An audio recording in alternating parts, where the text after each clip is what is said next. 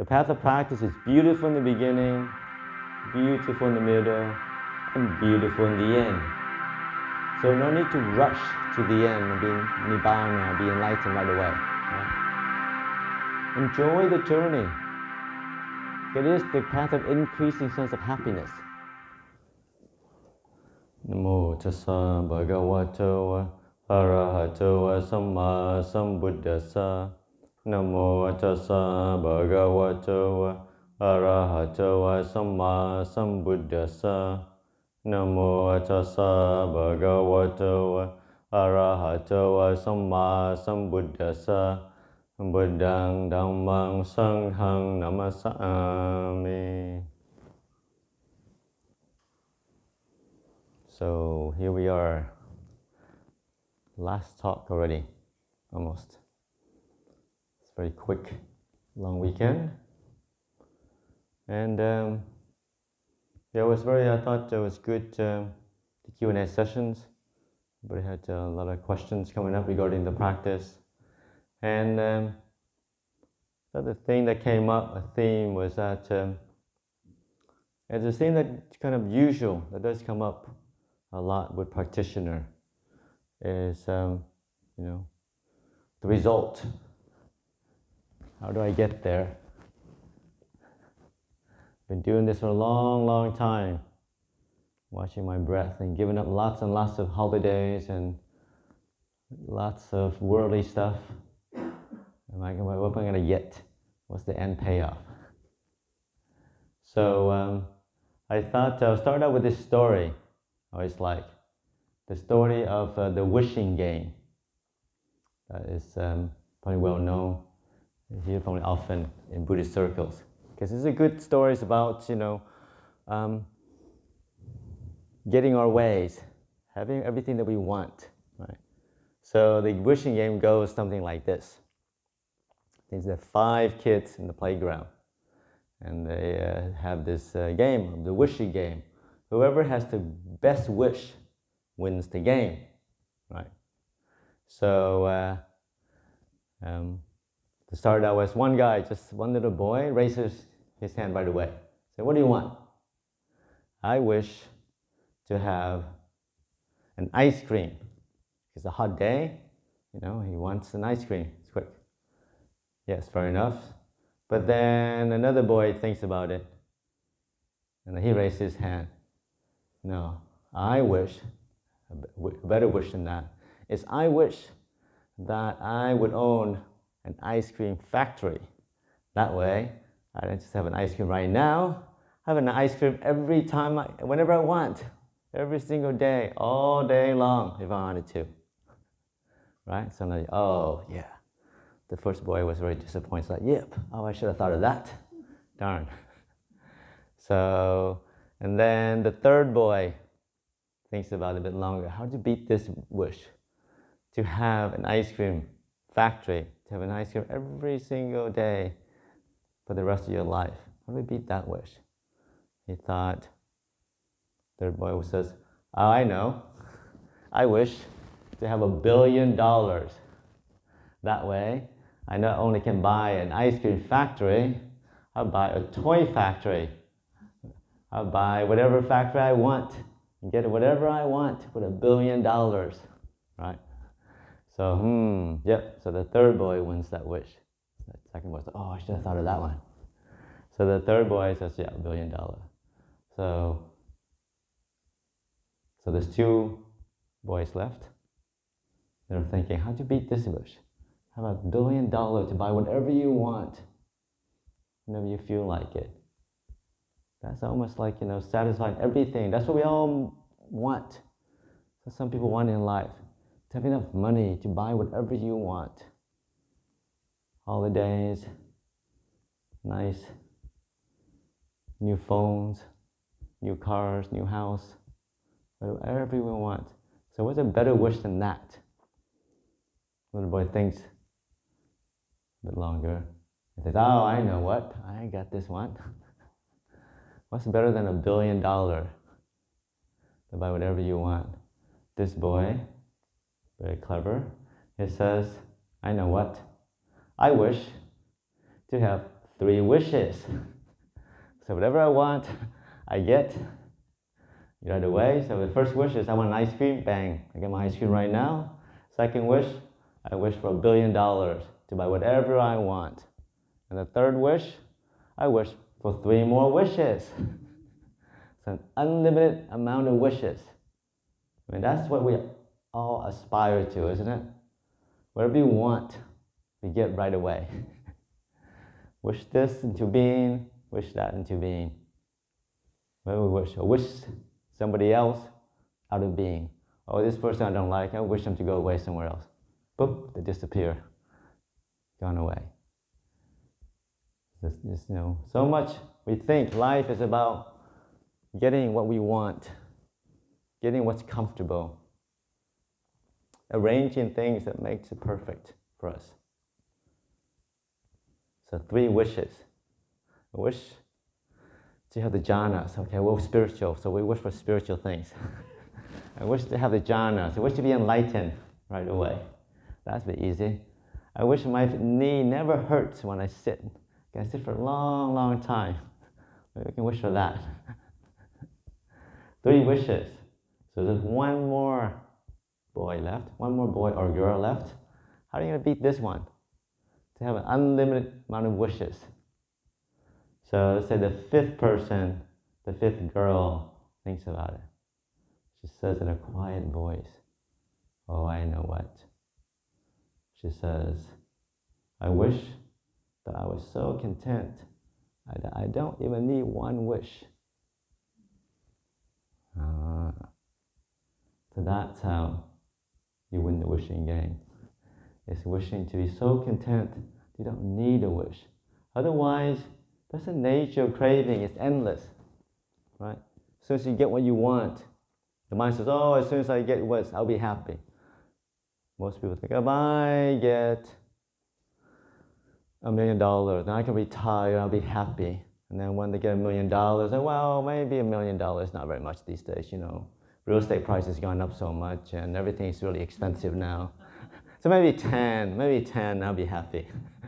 And it's endless. When you get 10, you're like, well, my neighbor over there has a really big house. So maybe 50. And you look around, people have billions and billions of dollars, and they're still working, still looking to make more. And that's the nature of craving. It doesn't end. We say to ourselves, we fool ourselves, saying, well, if I have this, I'll be happy. And it doesn't have to be money. It could be anything. When we're sick, I give anything to be healthy again. Sure, because you're sick. But as soon as we're healthy, we're like, oh, well, actually, I want to get something else. That'll be happy. And it's a nature of desire to be, always want more things, the next thing. It's also a nature of delusion to think that we'll be happy when, sometime in the future, in some different circumstances, whether we get it or to be something different than we are now. It's always the nature of desire and craving, delusion, always pushes everything out into a vague future, some undefined things. So much of the practice of the Dhamma is actually turning inward, back to the body and mind, back to the present moment, in the here and now. Right here, right now, it's the only time that happiness can really happen, that we can be happy. But sometimes we're taught by society to always push our happiness somewhere in the future. I'll be happy when I retire and I don't have to work anymore. The kids are grown up, I don't have to worry anymore. Then I can go to the monastery and meditate and be happy when you retire. Then sometimes when you're retired, by then you're too old. You can't sit, you can't walk. Everything is just so difficult to practice. So happiness is always something in the future. But hopefully as practitioner, we're aware of that delusion. We're aware of the trick of the mind to always come back. How can I be happy in here and now? How can I enjoy this weekend instead of think, oh, I'll be really happy if I get my jhanas. Just get one little jhana, Ajahn. I'll be so happy. I won't ask for anything anymore. Really. Maybe not jhana. Okay, maybe not jhana. That's a bit preaching. Maybe just a nimitta. Just a little nimitta. A little light. It's not much. Lots of people see nimittas. It's always constantly wanting more things, wanting something else. But so much of spiritual attainment, so much of the practice, it's about contentment. It's about letting go. They all come together. When we're happy, we're not wanting anything. We're happy, we're content with what we have already. When you're happy what you have, you're not looking for anything else. Everything comes together. So that's why I was saying this the first day. Simplicity, stillness is happiness. It is in the not doing. It is in the not having to have things. It's in the not trying to be something else that we're happy. You're happy. You're perfect the way you are, right here, right now. Start from that position. So I always want to remind people, all the happiness you want, all the peace, all the wisdom, all the stillness, it's already right here within you, all in the present moment. You don't have to be anywhere else. You don't have to go anywhere else. You don't have to be a different person.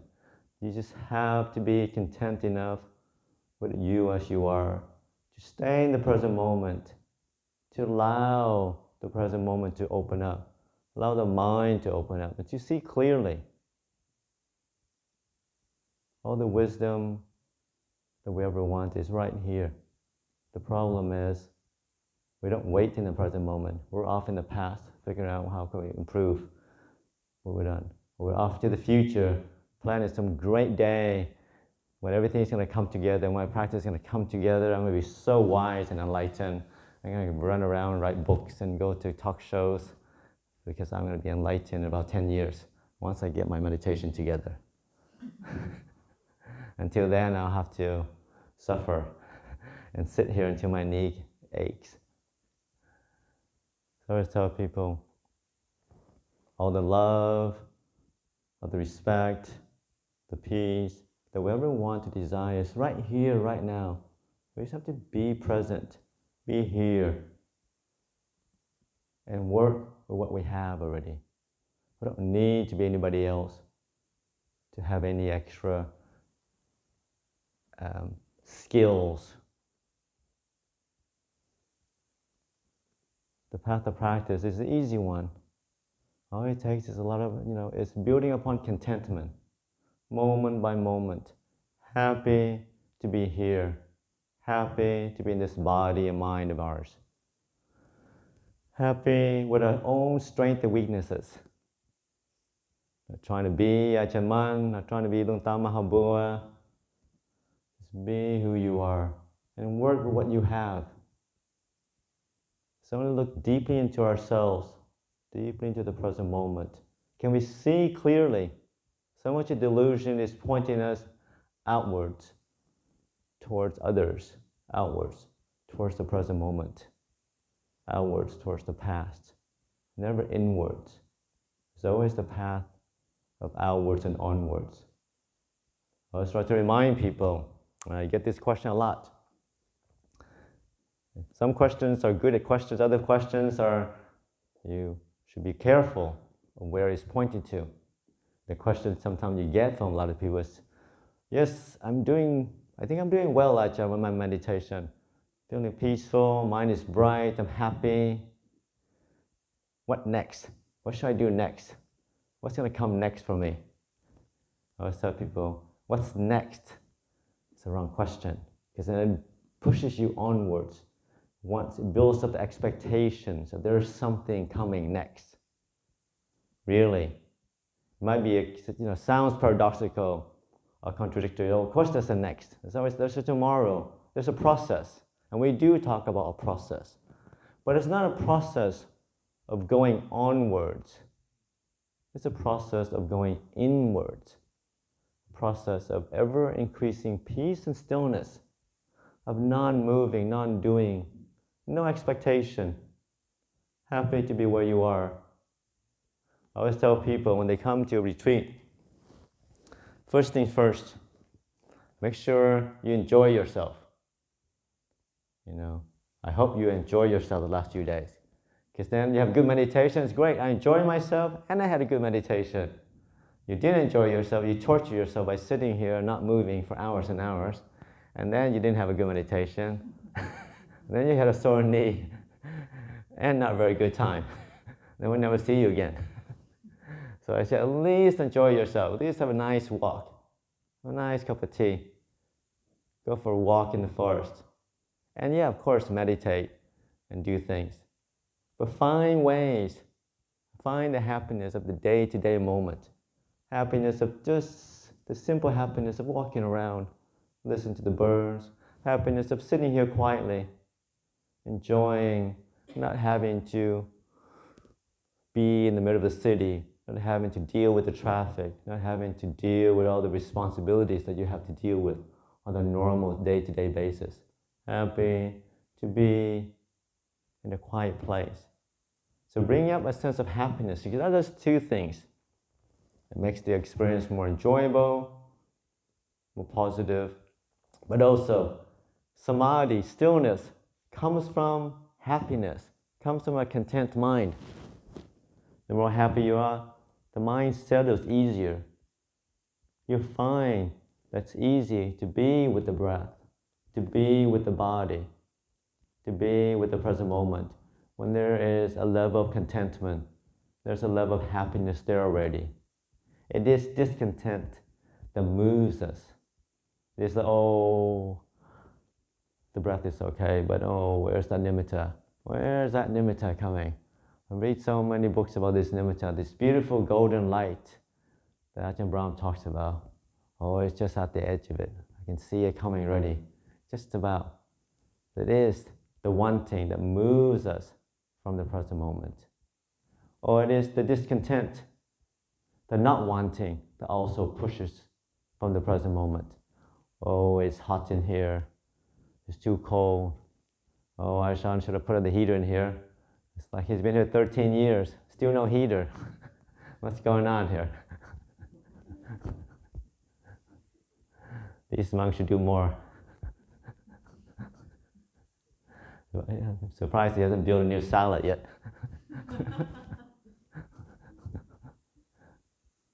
So it's discontent that also pushes us away, or wanting different things. Through meditation, in practice, and in life, hopefully, we're moving against that momentum.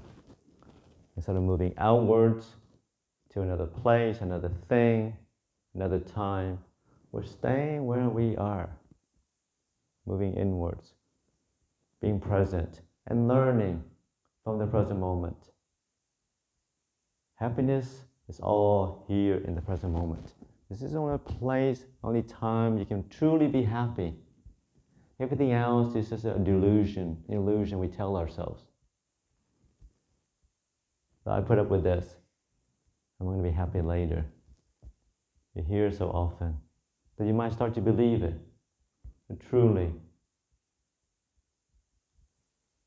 there's nowhere else we can be. It is only the here and now that things happen. So that's why so much meditation is just encouraging people, helping people, pointing people back to the present moment, back to the here and now, back to the body. So much of the forest tradition is all about the body contemplation.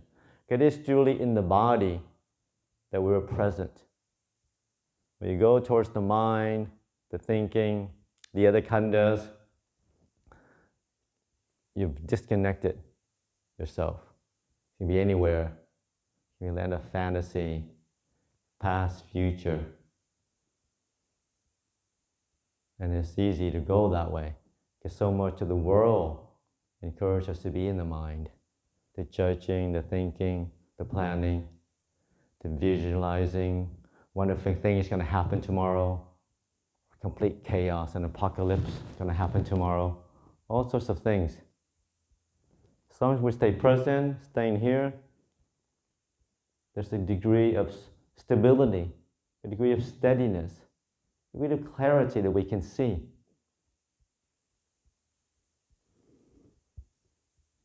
So much of the practice is being grounded, being present.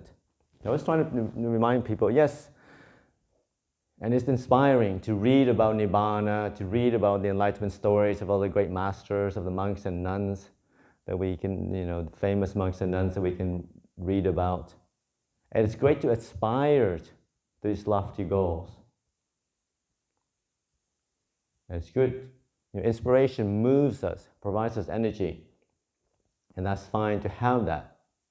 But it's also good to stay grounded. I think it's a famous show host, probably before you guys' time in the 70s, that says, Casey Kasem, it's an American show. It says, to reach for the stars, but make sure your feet is on the ground. See, that's a very deep Dhamma there. You can reach for all these exalted states, but stay grounded. Be in the present moment. Be aware, be awake, be alert. Be in the here and now. It's truly when things happen. But sometimes, I was thinking, sometimes, people think, well, the present moment, it's not all that comfortable. Maybe there's a pain in the body. There's unpleasantness somewhere. So people would like to move away from that. So that, partly true. But I think with meditation, like I said, to be grounded in the body, but also, and whatever you're paying attention to pay attention to that, but with a touch, maybe a big dose, a big portion of metta, of kindness. So wherever you look it from a perspective of kindness, of acceptance, of forgiveness. Look it from a perspective of a mother to her only child, with infinite patience. It is because it is not liking, not wanting that we move away. But if you like something, you love something, you appreciate it, then you stay there and you learn from it. You stay there, you can be with it. You have the space, the patience to hold the present moment, as long as we're not trying to run away from it through negativity, through irritation. And so much of it is just the shadow of the mind moving us away. Like you said, you're sitting here and it's a bit cold. So the mind goes into its fantasy like, oh, it'll be wonderful. We have a heater here one day. It'll be wonderful if I'm back in my kuti already with a nice thick blanket. Oh, it's gonna be really, really nice when I get there. Nice thick sleeping bag I have. Oh, I can't hardly wait. See, the mind is gone already. It's not here. It's moved away from the present moment to somewhere else. But we're like, oh, it's cold, but it's not too bad. I'm not going to die from frostbite. I'm just going to explore what the coldness feels like in my body. What this coldness feels on my fingertip? What the coldness feels like on my skull, my head? Relax my body into this. And we just be with the cold, see what that feels like. And once you kind of relax, open the mind, relax the body, you can be with the cold without a major problem. You can be with unpleasant things. So much about life is not wanting unpleasant things and chasing pleasant things, like the wishing game. We wish for all pleasant things and want to wish away all unpleasant things. But really, if we are steady in our practice, we know that we have the stability, the strength, just to be with these things, be with the unpleasant. So don't have to waste the energy of kind of rush towards things that we like and rush away things we don't like. We save all the energy to investigate reality as it really is. To stay present, to be aware, to be awake, to be open to what the present moment brings to us.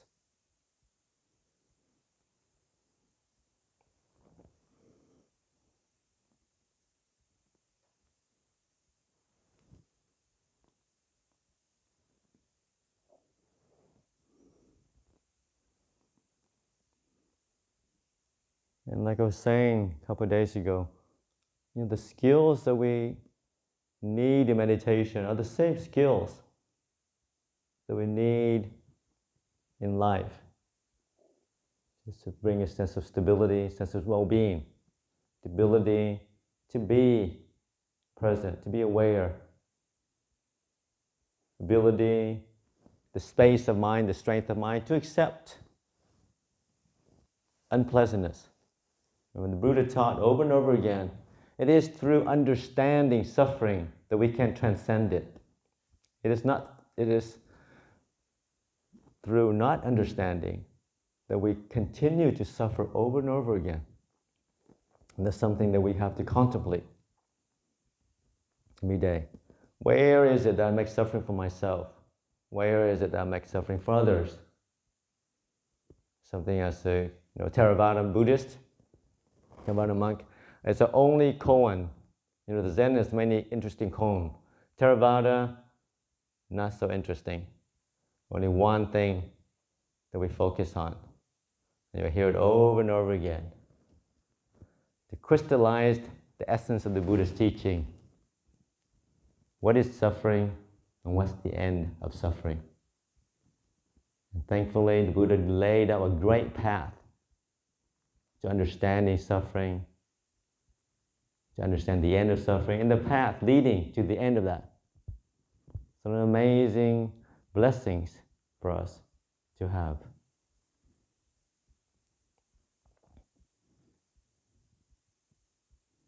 So as we continue our practice, day in and day out, continue to focus on the mind. The thing that came out was also the steadiness. Practice is a long-term goal. It's not something you want to do in a few days, weeks. Although, retreats are always good. Something that you have to focus on and concentrate on. That could be lifetimes. So take a long-term view and just continue walking the path. Whether you have great success in your meditation, you think, or you have no results, no success at all whatsoever. It doesn't matter. As long as we continue the path, I was trying to remind people over and over again, the path of practice is beautiful in the beginning, beautiful in the middle, and beautiful in the end. So no need to rush to the end and be nibbana, be enlightened right away, right? Enjoy the journey. It is the path of increasing sense of happiness. So when you want to just, it's like having a good meal. Don't you want to enjoy and savor each and every bite instead of gobble it up within a few minutes? So enjoy this path of ours. Enjoy find ways to enjoy the challenges and obstacles that appears in your path. You might think, me and my problems of this busy mind, a crazy mind. But not always. When you finally transcend the crazy mind, then you become a great teacher that can share your knowledge, your experience with others. All those great meditation masters, monks and nuns who didn't have any problem, it's hard for them to connect. Because they thought, I just sit down, close my eyes, and I get the fourth jhana. And I always look at you like, what? You guys don't get any samadhi? Yeah, and they don't know what to say. But Ajahn Chah said, he has lots of problems. So he had lots and lots of problems when he was meditating. So he said he can identify, can relate to people when they come with all sorts of problems. And it's true. So whatever problems you might have, issues that are deep and scary, just have faith, have inspiration that it is surmountable, that you have what it takes. But also, once you transcend, surmount that, you'll be a great source of wisdom and compassion for others to come behind, because you can be an example. To see, me and my crazy mind, oh, I learned to calm it down. I learned to still it, even just for a minute, even for a few seconds. I learned, even all the negativity in my mind, I can still focus on wholesome qualities, still inclined towards peace and stillness. So we don't need, so like, Lupo Lim likes to say, he's into carving. So he would carve, different statues. And one of the statue he had is very beautiful Buddha. I think that he had it in his kuti. But next to it, not very, I think, yeah, in the room next to it, it's a very unformed, not very attractive looking Buddha as well. And it says that that was the first Buddha that he carved. And this is his final piece. So it is from that ugly Buddha that you get this perfect Buddha. In the same way, it's in this crazy, demented,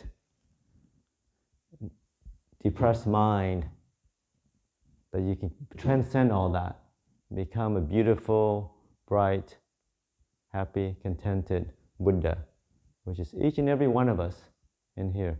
All we need to do is persist with the path, persist with the practice of faith, and continue that. So I offer that for your reflection tonight.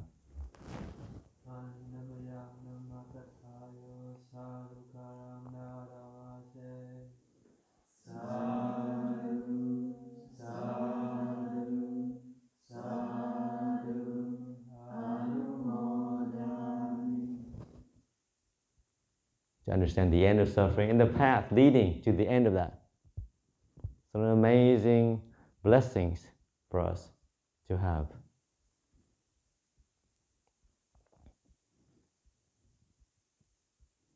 So as we continue our practice, day in and day out, continue to focus on the mind. The thing that came out was also the steadiness. Practice is a long-term goal. It's not something you want to do in a few days, weeks. Although, retreats are always good. Something that you have to focus on and concentrate on. That could be lifetimes. So take a long-term view and just continue walking the path.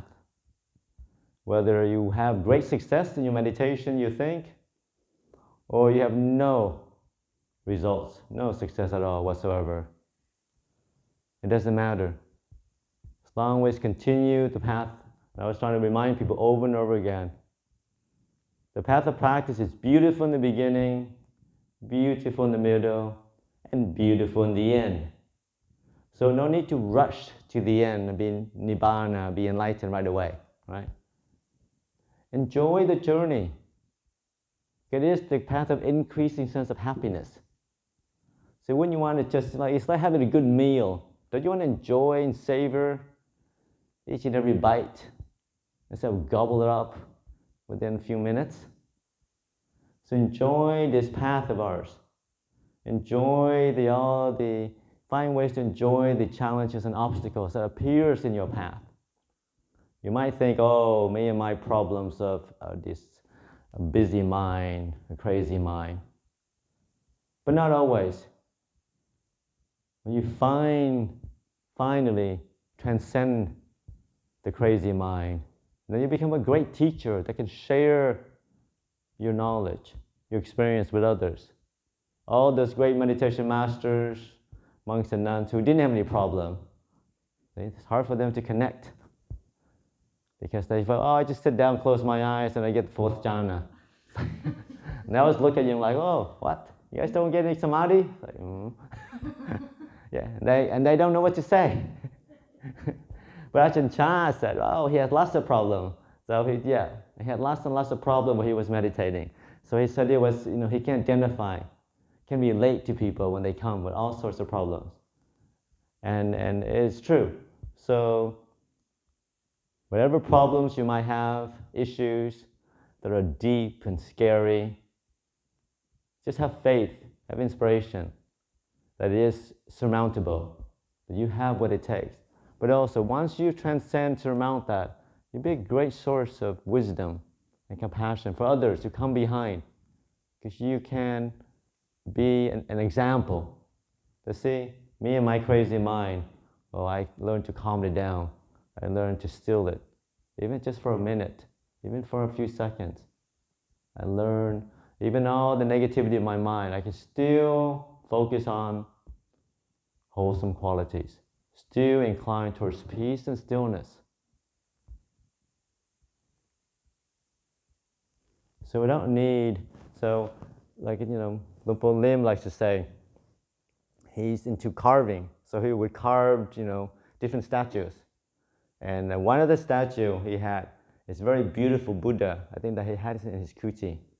But next to it, in the room next to it, it's a very unformed, not very attractive looking Buddha as well.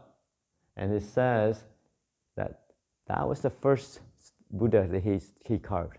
And this is his final piece. So it is from that ugly Buddha that you get this perfect Buddha. In the same way, it's in this crazy, demented, depressed mind that you can transcend all that, become a beautiful, bright, happy, contented Buddha, which is each and every one of us in here. All we need to do is persist with the path, persist with the practice of faith, and continue that. So I offer that for your reflection tonight.